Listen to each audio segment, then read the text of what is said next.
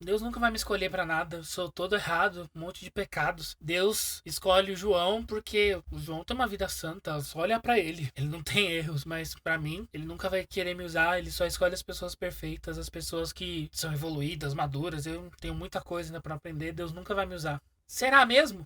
A paz do Senhor, bros! Tudo bom com vocês? Hoje eu quero tentar responder pra vocês uma dúvida que circunda muito as nossas cabeças quando nós pensamos na questão de Deus nos escolher pra fazer algo, de Deus nos usar pra um propósito. E eu quero te mostrar um texto que tá lá em Mateus 10, 1 ao 4, que diz assim: E chamando os seus 12 discípulos, deu-lhes poder sobre os espíritos imundos para o expulsarem e para curarem toda enfermidade e todo mal. Ora, os nomes dos 12 apóstolos são estes: o primeiro, Simão, chamado de Pedro, e André, seu irmão, Tiago, filho de Zebedeu, e João, seu irmão, Filipe e Bartolomeu, Tomé e Mateus, o publicano, Tiago, filho de Alfeu, e Lebeu, apelidado Tadeu, Simão, o cananita, e Judas Iscariotes, aquele que o traiu. Nesse texto aqui a gente vê a lista dos 12 discípulos de Jesus. Em nenhum momento aqui eu li que eles eram homens perfeitos e que Jesus os chamou porque eles eram bonitos, ou porque eles eram santos, ou porque eles eram filhos preferidos. Não. E se a gente começar a vasculhar as histórias deles aqui, a gente pode começar pelo primeiro, que é Pedro. Nossa, como eu amo Pedro, porque eu me identifico com Pedro. Porque Pedro era um nos evangelhos e Pedro se tornou outro em Atos. Parece que são duas pessoas diferentes. Porque o Pedro dos evangelhos é um Pedro impulsivo, irritadiço, que não tem filtro, que é agressivo. Se eu fosse escolher 12 pessoas pra andar comigo no meu ministério, sabendo da importância do meu ministério, como Jesus com certeza sabia, eu, Daniel, eu não chamaria Pedro. Porque eu, Daniel, no meu lugar, se eu tivesse que me escolher, eu também não me escolheria. Porque eu também sou muito parecido com Pedro, cara. Pedro é aquela pessoa que a gente pode olhar e ter esperança. Que Jesus transforma a gente desse Pedro aqui, dos evangelhos, pro Pedro que prega e um monte de gente se converte, que assombra a cura, que o Espírito Santo fala através dele, que tem visões, que ajuda o crescimento da igreja. Cara, é maravilhoso a gente ver essa curva de crescimento de Pedro. Só que esse é o ponto. Jesus não chamou Pedro, pronto.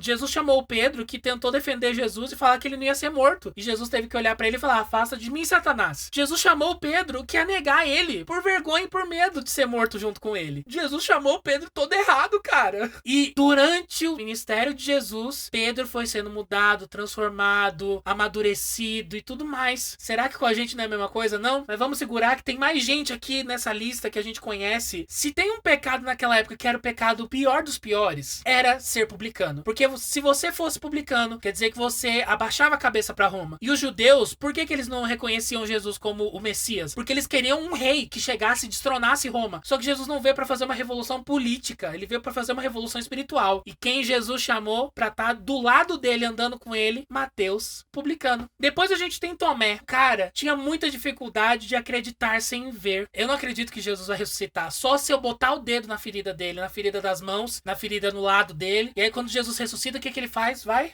Tomé. Toca aqui. Olha aqui. Jesus chamou Judas, o cara que ia vendê-lo. Jesus não chamou nenhum teólogo. A maioria desses homens aqui eram homens simples, pescadores, que era uma profissão do cotidiano, sabe? E em toda a trajetória de Jesus a gente vê ele lidando com pessoas comuns, com problemas, com pecados. E aí Jesus não vai te escolher, Jesus não vai te usar porque você é pecador. Se fosse por essa regra, meu amigo, minha amiga, ninguém ia poder ser usado. Porque mesmo eu estando aqui no YouTube falando com vocês todas as semanas, eu também sou pecador. Eu também tenho os meus erros, as minhas falhas de caráter, os meus espinhos na carne que me apurrinham pra caramba. E Jesus me usa por misericórdia e graça. É por causa dele, não é por causa minha não é porque eu sou bonitinho. Toda vez que eu abro a boca pra me direcionar a vocês, é uma coisa que me constrange, porque é por graça e misericórdia de Deus, não é por mim não. E Deus vai te usar por misericórdia e graça dele. Ele escolhe usar. Ele te deu um propósito porque ele queria que você cumprisse um papel pra expansão do reino. E ponto. Não é porque você é o filho preferido, não é porque você é bonitinho, não é porque seu pai é pastor, não é porque seu pai é presbítero, não é porque sua mãe é missionária. Não interessa. Foi porque ele quis. Ele é o soberano do bagulho, gente. Ele quis e ele plantou em você propósito. Jesus pegou 12 homens desajustados, porque a gente vê vários momentos que eles têm atritos entre eles, mas que através de Jesus e através do sangue de Jesus viraram uma equipe e mais, depois viraram uma igreja. E é isso que nos une. O sangue de Jesus nos une. Um monte de gente desajustada, imperfeita, com falhas de caráter, mas que estão dispostas a abrirem mão das suas vontades, dos seus desejos e dos seus pecados para trilharem no caminho da da santidade. Realmente, aqui nessa terra a gente nunca vai conseguir ser 100% perfeito. Se alguém fala isso, tá mentindo. Mas isso não quer dizer que a gente não possa buscar todos os dias ser um pouco mais perfeito do que eu era antes. E assim a gente vai caminhando até que o grande dia brilhe sobre nós. E aí sim nós seremos perfeitos e nós seremos como ele é. Esses homens desajustados, quando encontraram a Jesus, Jesus revolucionou a vida deles. E eles foram homens que revolucionaram o tempo deles. Quando a gente encontra Jesus, a gente começa a ser transformado.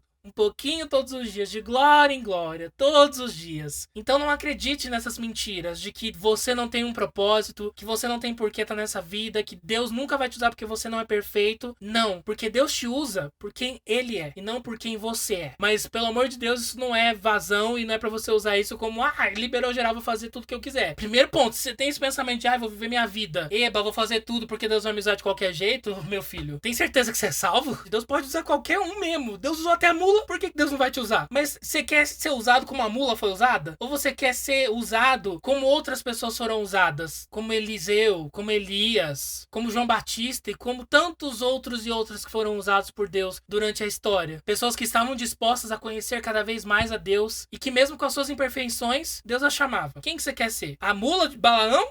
Ou Davi, Eliseu, Elias, todo mundo, os homens e mulheres da Bíblia? Eu li uma frase uma vez que me impactou muito, eu quero fechar com ela. Muitas das vezes a gente fala de Deus usar, e realmente eu tô usando esse linguajar aqui porque é mais fácil de vocês me entenderem. Mas muitas das vezes pode dar aquela sensação de usabilidade, sabe? Que Deus vai te usar e depois jogar fora. Mas eu li num livro uma frase que ficou tão marcada dentro de mim, que falava bem assim: Deus usou Faraó, mas ele conhecia Moisés. Deus usou Saul, mas Deus conhecia Davi. Deus usou Jezabel, mas Deus conhecia Elias. Então que você possa ser conhecido de Deus. Ser uma pessoa que sempre quer conhecer mais de Deus e fazer o nome dele conhecido. Que Deus possa olhar pra você e ver um filho disposto, independente de todas as coisas. Não fica olhando pros seus erros, fica olhando pra como você pode vencê-los. E como você pode vencê-los? Com a ajuda do Pai. Então foca nisso. E esse é o ponto. Não queira também só ser usado por Deus. Também fala na Bíblia lá: Jesus, expulsei demônios em teu nome, fiz maravilhas. Aparta de mim porque eu não te conheço. Então, não queira só fazer as coisas grandes, as coisas que aparecem. Queira ser transformado no seu interior, queira conhecer ao Senhor, queira ter mais relacionamento com Ele, queira ter intimidade com Ele, porque aí, quando Ele te usar, vai ser algo bem prazeroso. Não vai ser uma coisa pra você usar como uma bandeira.